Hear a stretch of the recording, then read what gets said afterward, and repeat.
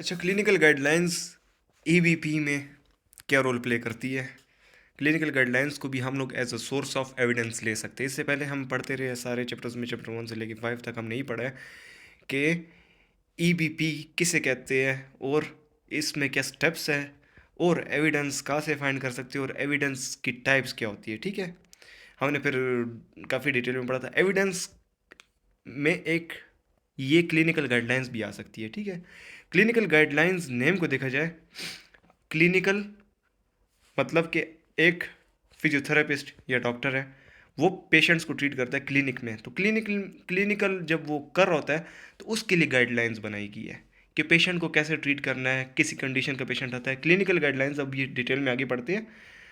तो it can be used as a resource source as of evidence. ठीक है, तो व्हाट आर क्लिनिकल गाइडलाइंस इसमें पढ़ेंगे। इसके अलावा ये और कंटेंट्स पढ़ेंगे कि किधर गाइडलाइंस हम क्लिनिकल गाइडलाइंस हमें किधर से मिल सकती है और क्या इनको ट्रस्ट करना चाहिए, क्या क्या चीज़ें फैक्टर्स मौजूद हो तब उसे ट्रस्ट करें। इसके अलावा क्या ये ज़रूरी है कि हम खामखा इस क्लिनिकल गाइडलाइंस को यूज़ करें, और लास्ट में कि फ्यूचर में क्या क्लिनिकल गाइडलाइंस की डेवलपमेंट हो सकती है। ठीक है, तो सबसे पहले जो है व्हाट आर क्लिनिकल गाइडलाइंस।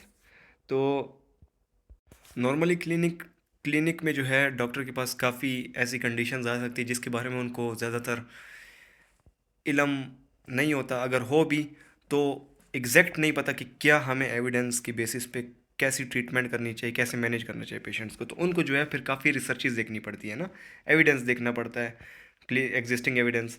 तो काफ़ी टाइम लग सकता है। ठीक है, कि आप ढूंढे एविडेंस और उसके बाद जो है उसे पढ़े और फिर उसके थ्रू करें। तो इसके लिए जो है जैसे डायग्नोसिस हो गई, प्रोग्नोसिस हो गई, इफेक्ट ऑफ थेरेपी, एटीट्यूड्स, इन चीज़ों के बारे में जो है एक ही क्लिनिकल गाइडलाइन के अंदर सब कुछ प्रेजेंट हो सकता है। ठीक है, तो ये it is an efficient alternative. ये क्लिनिकल गाइडलाइंस जो होती है हर हॉस्पिटल में, ऑलमोस्ट हॉस्पिटल्स की अपनी होती है, काफ़ी मुल्कों की अपनी क्लिनिकल गाइडलाइंस होती है हर कंडीशन के बारे में। जैसे डायबिटीज़ हो गया, डायबिटीज़ की अपनी क्लिनिकल गाइडलाइंस होगी। ठीक है, ये आगे बताएगा इसमें क्या क्या क्लिनिकल गाइडलाइंस में आता है। इसमें ए टू जी होता है कि डायबिटीज़ कहते हैं किसे। लेट सपोज डायबिटीज़ की अगर क्लिनिकल गाइडलाइंस है तो सबसे पहले ये बताएगा कि डायबिटीज़ कहते किसे है, उसकी क्या डायग्नोसिस है, उसकी प्रोग्नोसिस क्या है, उसकी ट्रीटमेंट क्या है, सब कुछ आपको रख देता है। ठीक है, तो it is a single source of information about management of clinical conditions. Evidence based clinical guidelines वो क्लिनिकल गाइडलाइंस जिसमें एविडेंस का यूज़ किया हो, researches, high quality clinical researches का यूज़ किया हो। और साथ ही साथ क्लिनिकल रिसर्चेज के साथ साथ आप जो है साथ ही ये भी देखेंगे कि क्लिनिकल एक्सपर्ट्स की क्या राय है और पेशेंट्स क्या वो करते हैं, क्या चाहते हैं। तो इन सब को मद्देनज़र रखते हुए ये बनती है। ठीक है, आगे डिटेल में पढ़ते हैं। अच्छा, तो पर्पस ऑफ क्लिनिकल गाइडलाइंस इन्होंने वही बात बताई हुई है कि readymade source of high quality information है प्रैक्टिशनर के लिए भी, जो थेरेपिस्ट है, और साथ ही साथ पेशेंट के लिए भी। क्लिनिकल गाइडलाइंस आप पेशेंट को भी बताते हैं कि अच्छा ये क्लिनिकल गाइडलाइंस है, ये इस कंडीशन के बारे में जो आपको कंडीशन हुई हुई है, लेट सपोज डायबिटीज़ हुई हुई है, तो ये उसकी क्लिनिकल गाइडलाइंस है, ये इंटरवेंशन है, इसके ये रिस्क है। तो आप बताएं आप क्या करना चाहते हैं। तो इन्फॉर्म्ड और शेयर डिसीजन जो है वो फिर ली जाती है और उसके बाद ट्रीटमेंट प्रोसीड की जाती है। तो क्लिनिकल गाइडलाइन की डेफिनेशन जो है सिस्टमेटिकली डेवलप्ड स्टेटमेंट्स, मतलब सही ऑर्गेनाइज स्टेटमेंट्स है। सबसे पहले डायग्नोसिस, सबसे पहले इंट्रो होगी उसकी डिजीज़ की, फिर उसके बाद डायग्नोसिस और ये सब कुछ। ठीक है, सही तरीके में आई होती है। तो यही बात बताई हुई है। सिस्टमेटिक रिव्यू और क्लिनिकल गाइडलाइन में क्या फ़र्क है। सिस्टमेटिक रिव्यूज़ में काफ़ी आसिटीज़ ली होती है, इसी तरह इसमें भी रिसर्चेज या सिस्टमेटिक रिव्यूज़ लिए होते हैं क्लिनिकल गाइडलाइंस पे। लेकिन सिस्टमेटिक रिव्यू एक स्पेसिफिक क्वेश्चन पे होता है कि लेट सपोज टेंस इफेक्टिव है कि नहीं, ये एक स्पेसिफिक क्वेश्चन है। और भी ज़्यादा स्पेसिफिक होता है इसमें कि कौन सी एज ग्रुप में या कौन से जेंडर में या कौन सी कंडीशन में टेंस स्पेसिफिक है, इफेक्टिव है कि नहीं, ये सिस्टमेटिक रिव्यू में होता है। जबकि इसमें एक डिजीज़ कंडीशन जो होती है उसके बारे में पूरा लिखा होता है ए टू जी। सही है, तो क्लिनिकल गाइडलाइंस में पहला फ़र्क ये होता है।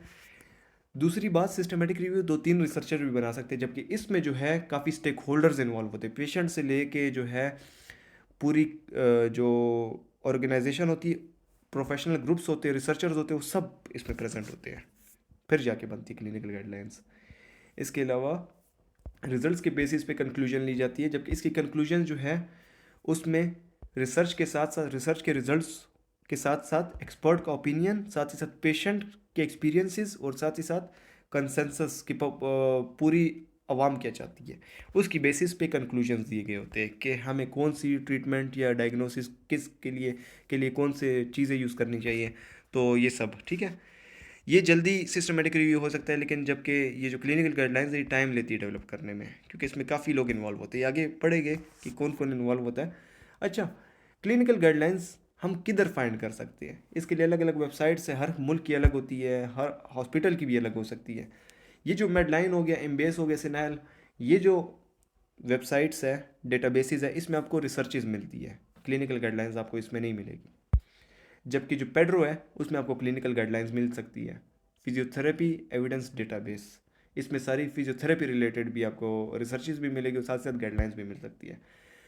बास कंट्रीज़ के अपने क्लिनिकल गाइडलाइंस होते हैं, जैसे कि स्कॉटलैंड का, ये आप ये देख लें, हर एक का अलग अलग है। तो इसमें आपको उन कंट्रीज़ की क्लिनिकल गाइडलाइंस मिलेगी, अपनी पॉपुलेशन को देखते हुए उन्होंने क्लिनिकल गाइडलाइंस बनाई होती है, अपने रिसोर्सेज को देखते हुए बनाई होती है, एक्सपर्ट के ओपिनियंस को देखते हुए बनाई होती है। तो हमें ट्रस्ट करना चाहिए क्लिनिकल गाइडलाइंस के नहीं? कब करना चाहिए? तो सबसे पहले इसके लिए एक रूल बनाया है। ये जो एग्री है, ये अप्रेजल टूल है, ठीक है? एक अप्रेजल टूल है, appraisal of guidelines research and evaluation AGREE से बनता है, ठीक है? गाइडलाइंस के लिए अप्रेजल टूल है, रिसर्चेस के लिए भी, ठीक है? तो इसके थ्रू अप्रेज किया जाता है। इसमें हम स्कोप एंड पर्पस देखते हैं इस टूल के थ्रू, ठीक है, कि उसका स्कोप पर्पस क्या है। इसके अलावा स्टेक होल्डर्स के इन्वॉल्वमेंट, इसमें भी रिगर ऑफ डेवलपमेंट केयरफुली हुआ है कि नहीं, क्लैरिटी है कि नहीं, एप्लीकेबिलिटी है, क्लिनिकल गाइडलाइन एप्लीकेबल है कि नहीं, एडिटोरियल इंडिपेंडेंस। तो ये सब अभी एक एक करके देखते हैं कि इस एग्री टूल जो है इसके अंदर ये जो कंपोनेंट्स है, इसमें एक एक कंपोनेंट में क्या कहता है। तो वो जो क्लिनिकल गाइडलाइंस होती है उसका ऑब्जेक्टिव क्लियरली डिफाइन होना चाहिए, सही है? स्कोप और पर्पस उसका क्लियरली डिफाइन होना चाहिए, सही है? उसमें जो क्वेश्चंस अराइज होते हैं वो साफ बताए होने चाहिए, ठीक है? और इसके अलावा जो पॉपुलेशन ग्रुप के लिए है, लेट्स सपोज डायबिटीज़ के पेशेंट्स के लिए है, तो वो भी क्लियरली उधर पता होना चाहिए, सही है?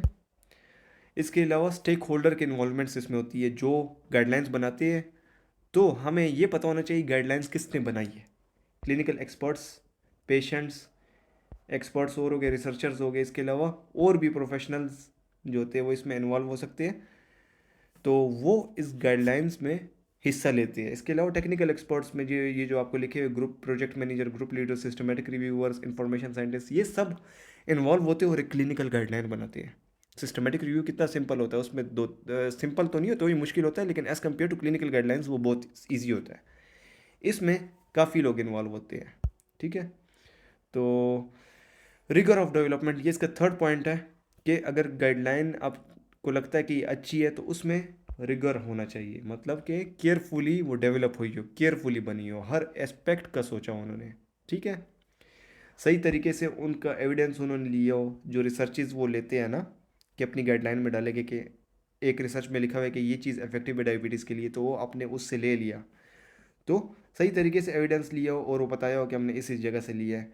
इसके अलावा किस तरीके से रिकमेंडेशंस के वो किस मेथड से रिकमेंडेशंस उन्होंने बनाई है, ठीक है? इसके अलावा हेल्थ बेनिफिट्स हो गए, साइड इफ़ेक्ट्स और रिस्क को उन्होंने जहन में रख के बनाई है कि नहीं। इसके अलावा क्लैरिटी एंड प्रेजेंटेशन होनी चाहिए, सही है? सही तरीके से रिकमेंडेशंस बताइए हो, क्लियरली बताइए हो, कन्फ्यूजिंग ना हो, और different options for management of conditions भी बताने होने चाहिए कि हर एक ऑप्शन इस कंडीशन को किस किस तरीके से मैनेज किया जा सकता है। आप अभी भी अगर जाए नेट पे लिखे फ्रोज़न शोल्डर की गाइडलाइंस या डायबिटीज़ की क्लिनिकल गाइडलाइंस, तो आपके पास काफ़ी गाइडलाइंस आ जाएगी, आप वो देख ले, आपको पता चल जाएगा कि किस टाइप की गाइडलाइंस हो सकती है। की रिकमेंडेशंस ईजिली आइडेंटिफाई हो सके, ये कौन सा इसमें मेन रिकमेंडेशन है, क्या चीज़ रिकमेंड की जा रही है कि इस डायबिटीज़ के पेशेंट को कैसे ट्रीट करना है या इस तरह डायग्नोसिस करनी है। इसके अलावा एप्लीकेबिलिटी, तो इसमें जो है कौन से बैरियर्स आ सकते हैं अगर आप स्पेसिफिक रिकमेंडेशन को करें। लेट सपोज अगर मैं डायबिटीज़ का कहूँ तो उसमें एक मेडिकेशन दी हुई है, साथ ही साथ लिखना होना चाहिए कि मेडिकेशन रुकावट मुश्किल तो नहीं है पेशेंट्स के लिए बाय करना, महंगी तो नहीं है, कॉस्ट का उसमें बताना चाहिए। इसके अलावा कोई और बैरियर आ सकता है अगर इंटरवेंशन में, लेट सपोज सीटी स्कैन एक हॉस्पिटल में नहीं है तो उधर उन्होंने बताना होना चाहिए कि बास हॉस्पिटल में नहीं हो सकता, तो इस चीज़ को जहन में रखना चाहिए। तो एप्लीकेबिलिटी, उस गाइडलाइंस की जो हर एक रिकमेंडेशन है वो एप्लीकेबल है कि नहीं, ये चीज़ देखनी चाहिए। इसके अलावा जो है ये चीज़ ध्यान में रखनी चाहिए कि जो बंदा गाइडलाइन बना रहा है उसको अपना इंटरेस्ट नहीं होना चाहिए। लेट्स सपोज जिस उसमें अगर कोई ऑर्गेनाइजेशन शामिल है या कोई रिसर्चर एक्सपर्ट शामिल है, तो उसका अपना कोई इंटरेस्ट हो, उसकी वजह से वो गाइडलाइंस थोड़ी सी अलग चेंज करे, तो ये चीज़ नहीं होनी चाहिए इसमें, ठीक है। इंडिपेंडेंट होना चाहिए, एडिटोरियल मतलब एडिट जो कर रहा है, जिसने बनाई है, तो उससे इंडिपेंडेंट होना चाहिए। तो ये एग्री के हमने पॉइंट्स पढ़े हैं कि एग्री टूल में क्या क्या आता है, और अगर ये चीज़ें फॉलो हो उस गाइडलाइन में, तो हम कह सकते हैं ये गाइडलाइन सही है, ठीक है, इसको मैं ट्रस्ट कर सकता हूँ, सही है। तो अब आता है legal implications of clinical guidelines.